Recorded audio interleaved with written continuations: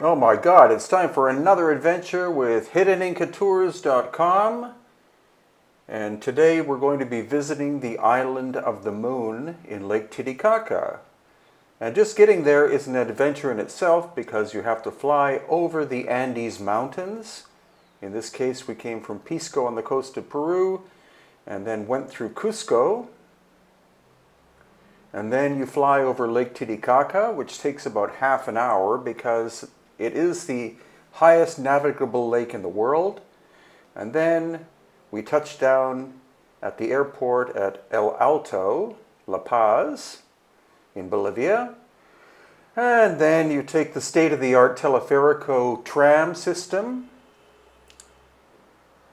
And then you go by boat. And here we are approaching the island of the moon itself. In this case, we took a high-speed hydrofoil, and the big splash there is the hydrofoil actually slowing down as we approach the dock. And now we're at the island of the moon itself. And that is the mainland of Bolivia, Lake Titicaca in the background. The best way to observe the island, of course, is by a quadcopter. And in this case, it's little Horace, my smallest of 3 quadcopters, very transportable and collapsible. And this gives you a sense of the landscape around Moon Island. You see ancient agricultural terraces of the Inca time period. And the island of the moon was specifically a place for the chosen women of the Inca. They were the highest level of femininity in the Inca civilization. And this was their refuge, or I guess almost the equivalent of a nunnery or convent. But in the Inca concept, women had as high a place in the civilization as men. And so this site has been largely reconstructed.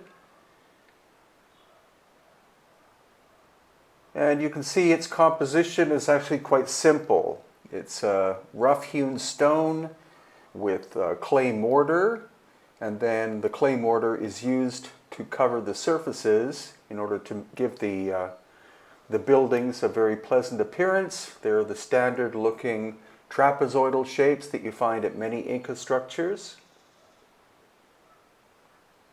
And now pulling back, once again, you see that almost the entire island at one time was terraced.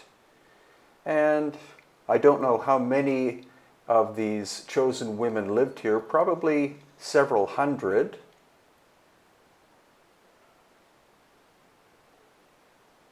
And then this gives detail of the archaeological site, probably destroyed by the Spanish in the 16th century. And this area is now being restored rather slowly.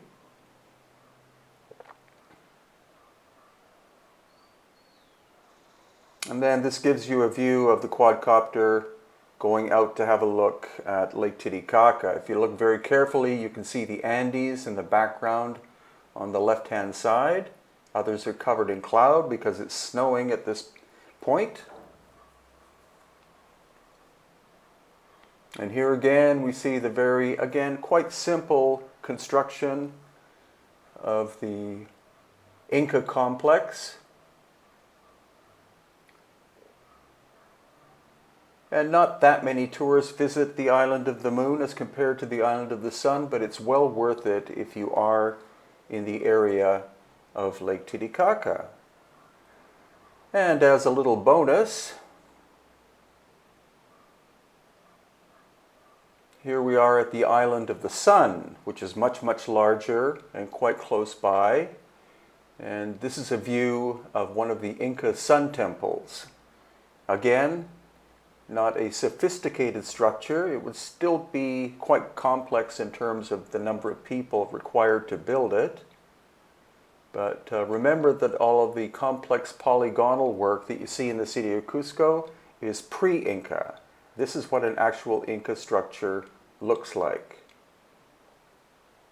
And finally, I'll soon be making a video about this site near Lake Titicaca called Kenawani.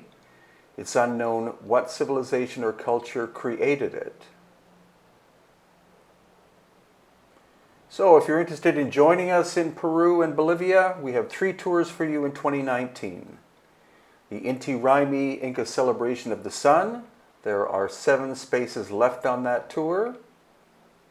Then in August we have the Elongated Skulls of Peru tour, which involves going to the coast and the highlands of Peru.